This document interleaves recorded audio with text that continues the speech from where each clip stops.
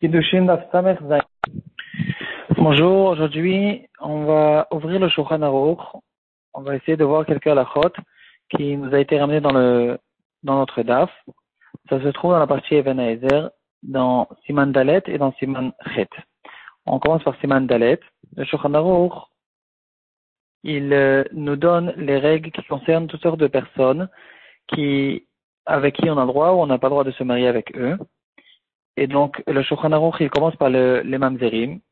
Et ensuite, le Shulchan Aruch, il parle de toutes sortes de peuples qui ont des halachot spéciales, qu'on peut se marier qu'avec, au bout de 2 ou 3 générations. D'autres peuples qu'on n'a pas le droit du tout de se marier avec eux, même quand ils ont fait leur Gérout.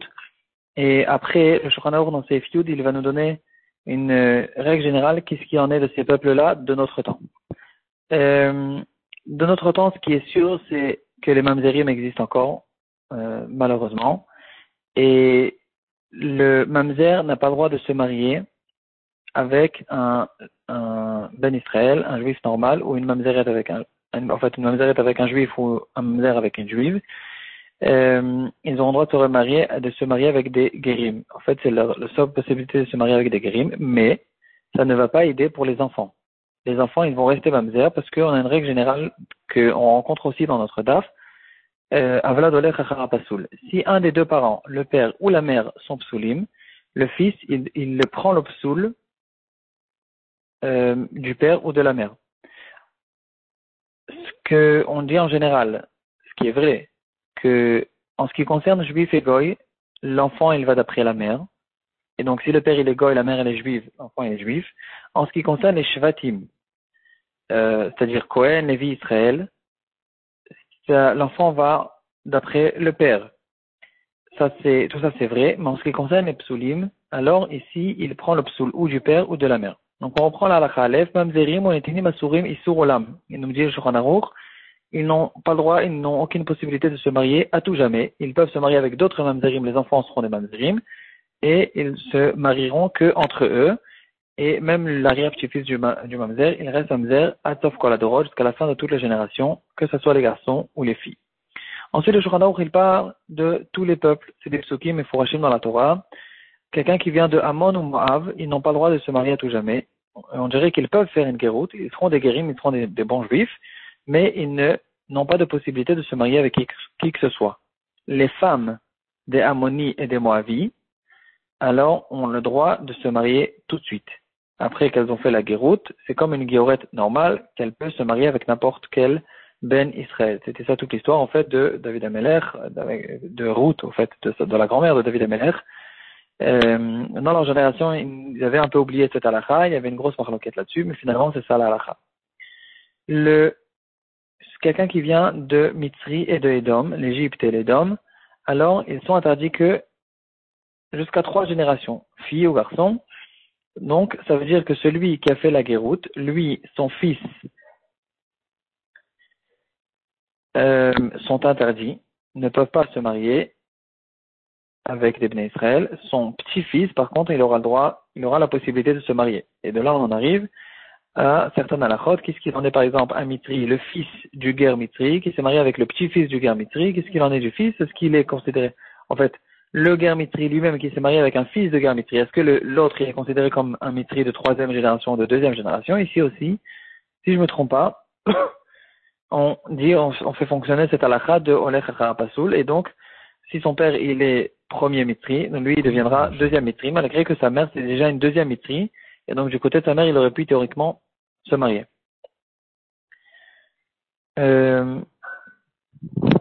Encore certains halakhot que le Shulchan Aruch nous ramène.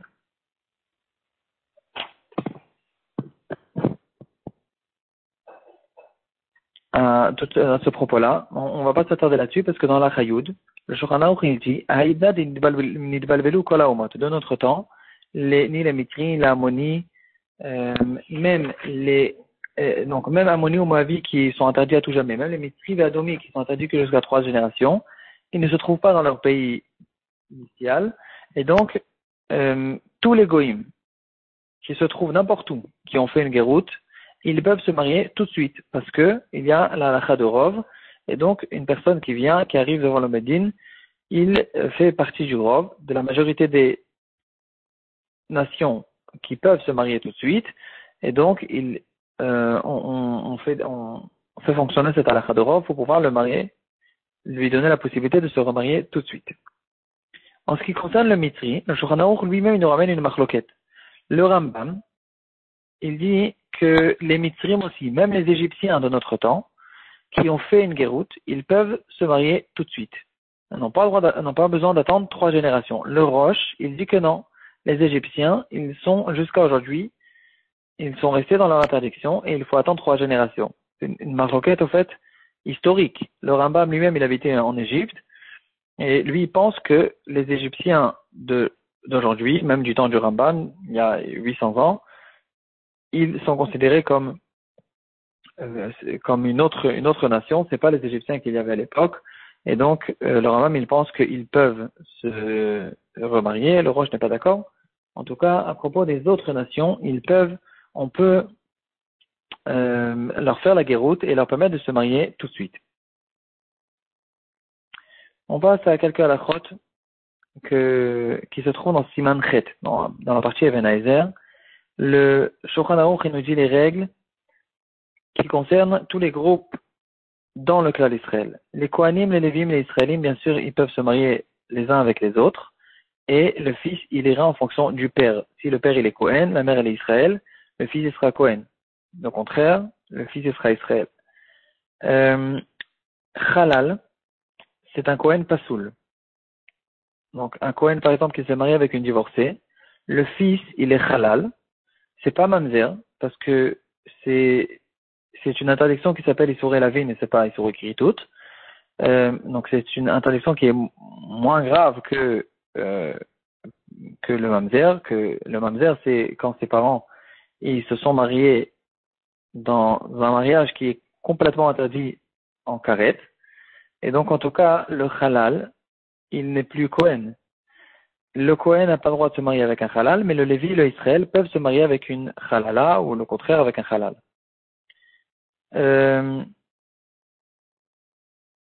Il y a aussi la halakha qui concerne les guérim et les avadim et shoucharim, un esclave qui a été délivré.